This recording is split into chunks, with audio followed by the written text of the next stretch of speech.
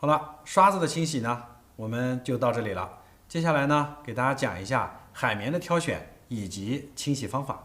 接下来呢，给大家介绍几种我们常见的海绵以及它各有什么特点。首先，我们现在能看到的前面3种呢，是我们常见的三角海绵，也是各位同学经常会跟老师提到的皮面海绵。这个里面哪个是皮面海绵呢？其实对于你们来说比较熟悉的应该是这一款。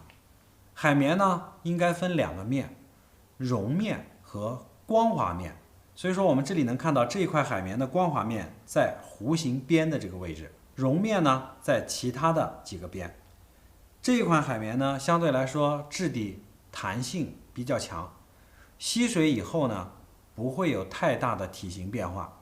所以说我们在使用的过程中，常用这一个面拿来打底，主要是打粉底膏或者是高光使用。所以说这款海绵在使用的时候，它与皮肤真正接触的面，以这个面来计算的话呢，它不是很大。所以说我们在使用的时候，这款海绵如果说你单纯的作为打底使用的话，有可能相对于其他几个海绵来说，时间会相对来说较长。然后你们认为皮面海绵以外的几款呢，是我常用的，尤其是这2款，作为经典案例给大家介绍一下。这款海绵又叫做白海绵，又叫做亲肤海绵。光滑面的位置位于海绵的2边，最大的三角面，也是整个海绵通体当中最大的接触面。所以说它的这2个光滑面面积比较大，在打底的时候呢，相对于接触皮肤的面积大的情况下，可以让底妆更快速的去打匀。还有一个情况就是它的这个绒面呢，位于通体的边缘的地方，就比如说现在我们看到的这个一圈是它的绒面。另外一款黄色的海绵，这款呢相对于来说跟白的相比的话，它质地更软，光滑面也是位于2个最大的三角接触面。这个是黄海绵，但是黄海绵呢，它的吸水性更好，延展性更强，质地更软，更适合我们画粉底液这种液状的或者说质地比较薄的底妆去使用。这一款应该大家更不陌生了，经常同学跟我说打底用到的海绵蛋。那海绵蛋呢，与其他几款三角海绵不同的地方在于，它们都有光滑面，而海绵蛋是没有光滑面的，也就是你们俗称的皮面。海绵蛋通体是绒面的，所以说它更适合让底妆变得更加轻薄，但是呢，它对于遮瑕力度来说就弱很多了。所以说根据自己的妆面需求去选择相应的海绵进行打底才更为重要。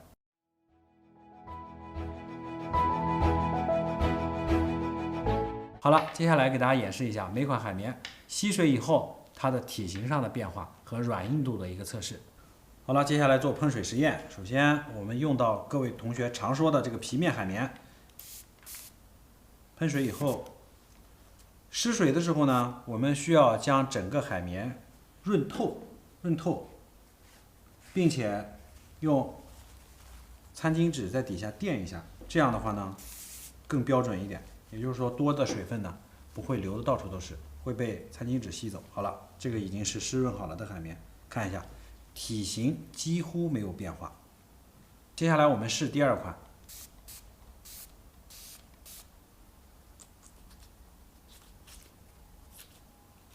要将整个海绵完全润透。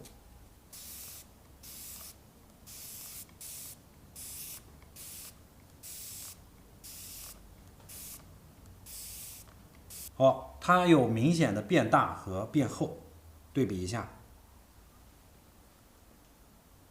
接下来我们试一下这款黄海绵。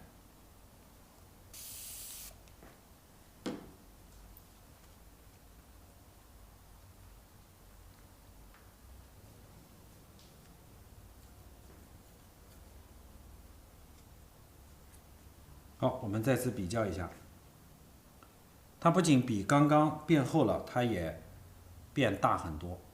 这样比较之下，各位同学应该就能看得出来，这2款吸水性比较强，弹性比较好，然后相对来说，黄色的这一款质地比较软，更适合我们使用粉底液、BB 霜等一类底妆产品。这一款白色的呢，吸水性也是比较强的，弹性适中，适合用粉底液或者是粉膏一类的打底。这一款呢，吸水性比较弱，弹性比较强，适合晕染高光或者是相对来说质地比较硬的底妆类产品。海绵蛋呢，在使用的过程中，跟我们前面的海绵一样，都是要经过湿水使用的。因为湿过水的海绵呢，更好的能够将底妆推在皮肤上。湿水以后，海绵上面湿润的情况下，能更好的将底妆推匀在皮肤上，让底妆不至于吃到海绵里面太多。各位同学在使用的过程中一定要熟记。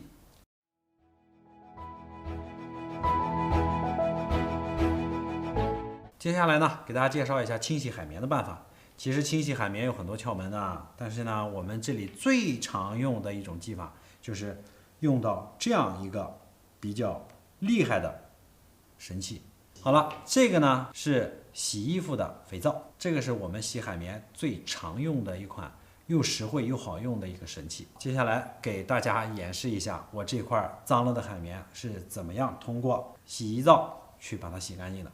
首先我们要做的是把海绵浸到水里面打湿，打湿以后在肥皂上擦一擦，擦的这个面呢，其实就是我这个海绵蘸上粉底的这个面，就是脏的地方我们就用肥皂擦一擦，哪边有粉底用哪一边去擦。好，都擦到了以后呢，接下来是揉搓，用力要轻揉，这样推的办法去揉搓，看这里推下来的都是粉底。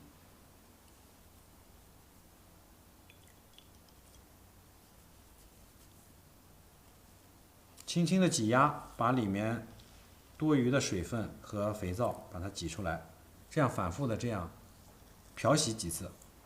漂洗干净以后呢，我们放到干净的餐巾纸上，把它包起来，抓一抓，吸走多余的水分。然后打开给大家看一下啊，这种亲水性海绵呢，刚洗完了以后呢，会出现这种不均匀的状态。我们捏住这个尖角，拍打它一下，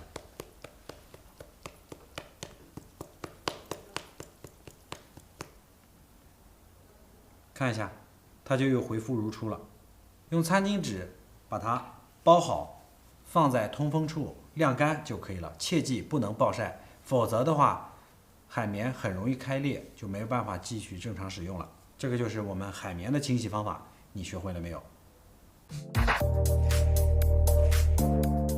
接下来呢，给大家介绍一下我化妆当中经常会用到的一些好物，一些小玩意儿。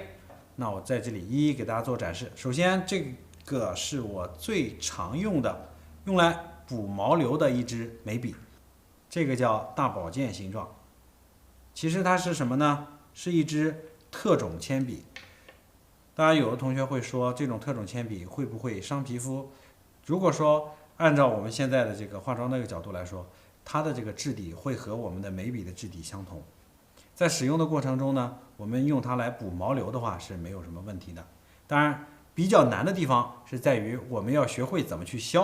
好了，除了这个以外呢，还有这个是出现率比较高的两支笔，这一支出镜率特别高，各位同学也是比较喜欢的一款。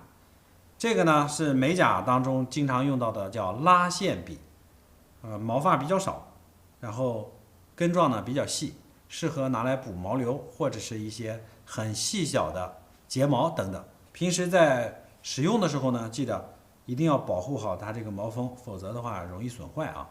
再者就是我们经常说到的价格实惠、效果明显的这个呢叫勾线笔。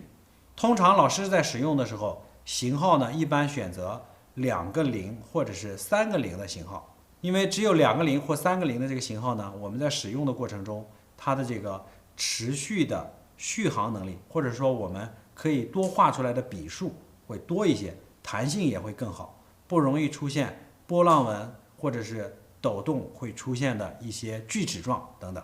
当然，这个在使用之前呢，注意我们也是需要通过一个修剪的办法进行一个加工，才能更好的使用的。好的，接下来呢，我就给大家演示一下怎么去改变它们的这个形状，让它变得更加好用。好的，大家能看到的这样的一个金属的一个工具呢，是我们化妆当中比较常用的一个火蔓了。当然，这个工具我们在使用的时候要注意，它主要的这个作用呢是用来调粉底。我们取两个不同颜色的粉底，或者说需要调配色彩的时候，把粉底调好，放在手背上，把它调试均匀更好的去上。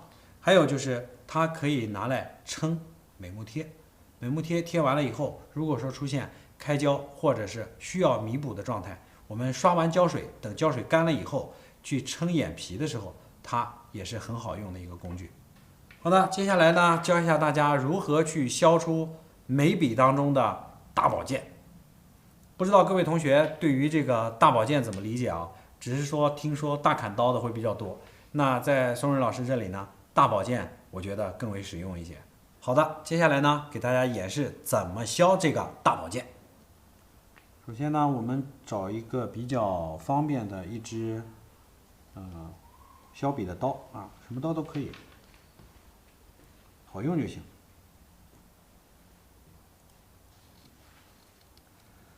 像正常削铅笔一样，先削出两个面来。先削的时候呢，尽量不要削到笔芯太多，把笔芯尽量留长一点。这样的话，方便我们后面在使用的时候可以更好的去多画几笔。等到两边削成这样的一个状态的时候，我们开始把这里两边这里要多出来的地方，我们把这个多出来的地方的这个木头削掉，就像这样这个位置，多出来的位置削掉。这时候用力要轻，薄薄的去削，避免削断。好了，削完以后呈现这样的一个状态，接下来就是雕刻笔芯了，把笔芯削成有4个面的宝剑形。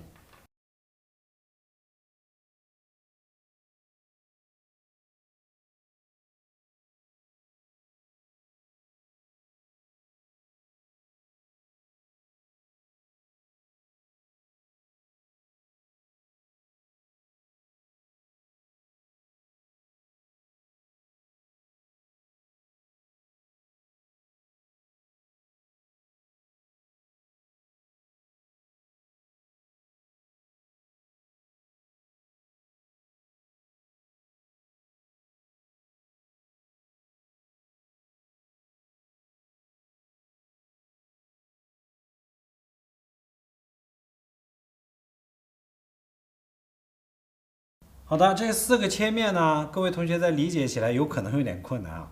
它其实就像宝剑一样，中间起棱，起棱的主要作用是防止这个笔尖容易断。所以说我们在切削成这个样子的时候呢，我们可以得到的最大面积的薄刃。注意，这个薄刃也是保证我们在画毛流感或者是补眉毛的时候能够多画几笔的主要原因。所以各位同学在削笔的时候，都希望自己削好的这个眉笔呢，能够多补几根少削几次。所以说，我们能得到刃非薄的这种情况，相对来说面积要大一些。就比如说两边比较薄的这种情况会多一些，也可以方便我们在画眉毛的时候能多画好多笔。所以说，各位同学来看一下。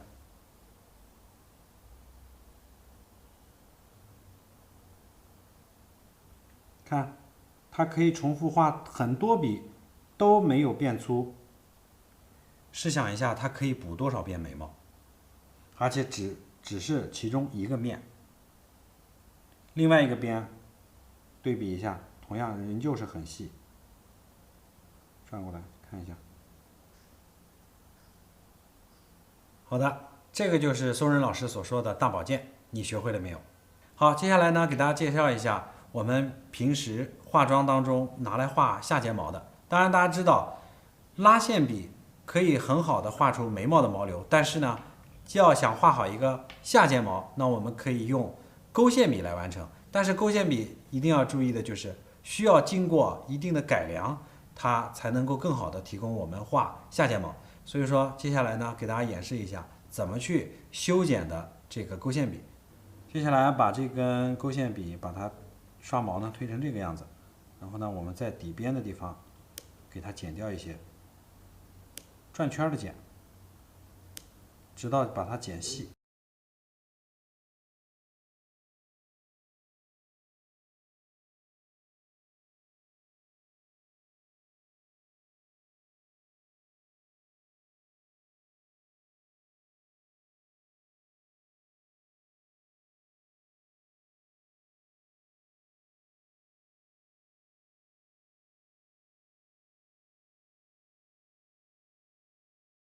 当把它剪细以后就可以了，这样就方便我们取色以及方便画下睫毛了。接下来呢，我给大家画一下看看，到底剪完了之后是什么样的一个效果。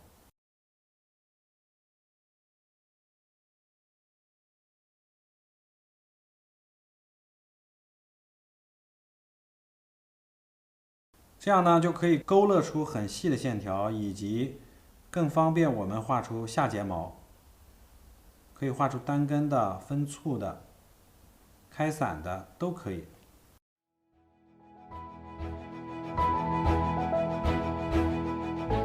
化妆是一个愉悦的过程，是一个能够让化妆爱好者变得越来越自信的过程。所以说，各位同学不要有任何疑虑，拿起你的笔刷开始画起来吧。当你的练习越多的情况下，你的技术增长就会随着你的练习数量越来越好。如果说你在化妆的过程中有任何疑虑的话，欢迎随时联系我们的客服。